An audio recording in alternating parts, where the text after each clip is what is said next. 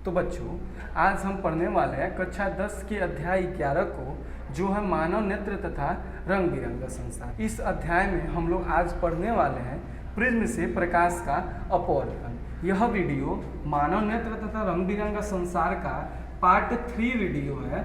यदि आप part 1 part 2 नहीं देखे हुए हैं तो चैनल पे ऑलरेडी पड़ा हुआ है, आप जाके पार्ट 1 और पार्ट 2 वीडियो देख सकते हैं।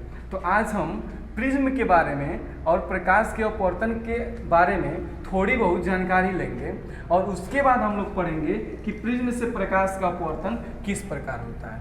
तो प्रिज्म, सबसे पहले हम जान लें कि प्रिज्म होता क्या है। प्रिज्म के बारे में हमें जानने से पहले हमें जानना चाहिए कि कभी भी हम लोग इसके पहले वाले अध्याय में पढ़े हैं कि प्रकाश का अपवर्तन कांच के स्लैब के द्वारा होता था, उसमें प्रिज्म नहीं आता था। और प्रिज्म होता क्या है?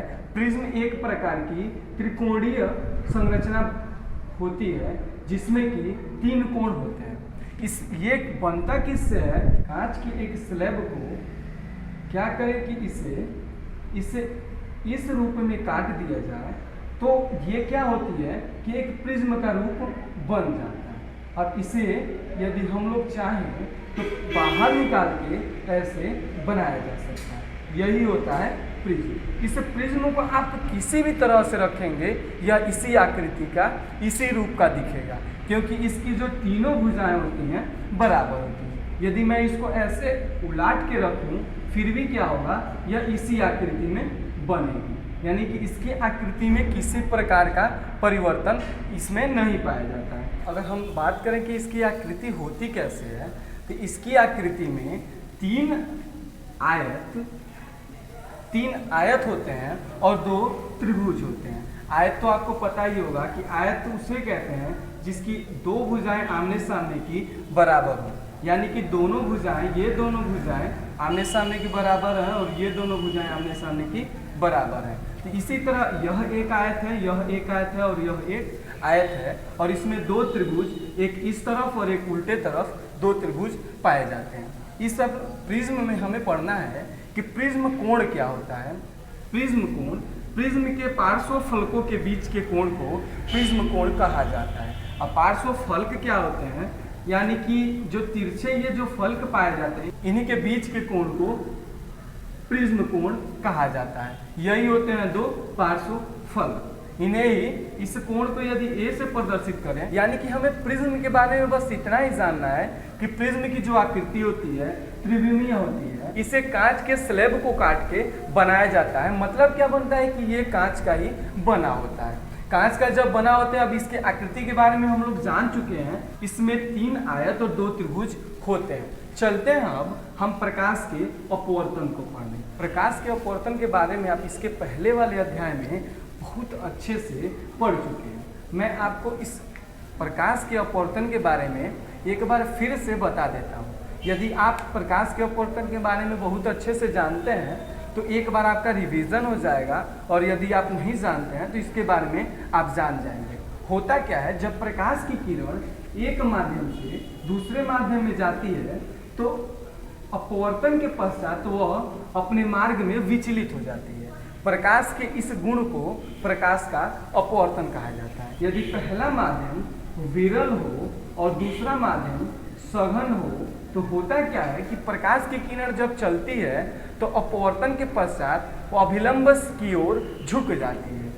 जैसे यह एक वायु है, वायु से कांच में चली प्रकाश की किरण, तो हुआ क्या कि अभिलंब की ओर झुक गई, और यदि पहला और फिर सघन से विरल माध्यम में आती है तो अभिलंब से दूर हट जाती है। इसे ही प्रकाश का अपवर्तन कहा जाता है। अब हम आपतित कोण को I से, अपवर्तित कोण को R से और निर्गत किरण को E से दिखाते हैं। इसके बाद यदि हम क्या करें कि इस कांच के स्लैब को बीच से काट दिया जाए इस रूप में, तो यह क्या बन जाएगा, एक प्रिज्म बन जाएगा। यानी यदि प्रकाश किरण के सामने एक प्रिज्म रखी जाती है, वह किस प्रकार का अपना गुण निभाता है। पड़ता क्या है कि प्रकाश की किरण चलती है और प्रिज्म से टकराकर और फिर उसके दूसरे दिशा में निकल जाती है, जो कि इसे निकलना चाहिए इस रूप में। इस डायोग्राम को मैं आपको बड़े से चित्र में अच्छे से समझाने की कोशिश करता हूँ। यदि एक प्रकाश की किरण चली और प्रिज्म से टकराकर फिर पुनः प्रिज्म से बाहर निकल गई, इसे हम देखते हैं तो होता क्या कि PE यदि आपतित किरण है वह अपवर्तित होकर EF के रूप में सीधी निकलती है और फिर नीचे की ओर झुक जाती है, जहाँ जिससे कि इसको जाना चाहिए PH के तरफ, इस तरफ जाना चाहिए, लेकिन होता क्या है यह PS इस रूप में इधर आ जाता है। यही होता है प्रिज्म से प्रकाश का अपवर्तन। E को आपतित किरण और कोण I को आपतन कोण कहा जाता है, जो कि कोण I आपको यहाँ दिख रहा है।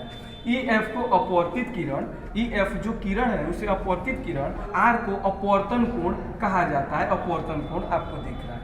निर्गत किरण यानी कि प्रिज्म से निकलने वाली प्रकाश की किरण FS है, जो कि कोण E बनाती हुई निकलती है। और कोण A के बारे में आप इसके पहले परिचित हैं कि कोण A को प्रिज्म का कोण कहा जाता है। दो पार्श्व फलकों के बीच के कोण को प्रिज्म कोण कहा जाता है। यहाँ है कोण A प्रिज्म कोण। इसके बाद हमें पढ़ना नया क्या है, विचलन कोण। विचलन कोण क्या होता है इसके बारे में हमें पढ़ना है। विचलन कोण प्रिज्म की विशेष आकृति के कारण निर्गत किरण आपतित किरण की दिशा में एक कोण बनाती है। इसे ही प्रिज्म का विचलन कोण कहते हैं।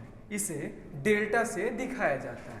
जो यह कोण बना रहा है आपतित किरण की दिशा में, इसे क्या कहते हैं, विचलन कोण कहते हैं। मतलब कि इसे जाना चाहिए सीधी रूप में, यानी कि यह क्या किया, इधर कोण बना दिया। जैसे कि मैं आपको एक चित्र दिखाऊं कि यह प्रकाश की किरण और चलनी चाहिए इसको इधर, लेकिन हुआ क्या कि यह इधर घूम गई, यानी कि इधर न जाके इधर घूम गई। इसे ही क्या कहते हैं, विचलन कोण D से इसे दिखाते हैं। यहाँ विचलन कोण D से दिखाया गया है। इस प्रिज्म से प्रकाश के अपवर्तन में आपको बस इतना ही पढ़ना था। इसके बाद हमें पढ़ना है कांच के प्रिज्म द्वारा श्वेत प्रकाश का विक्षेपण।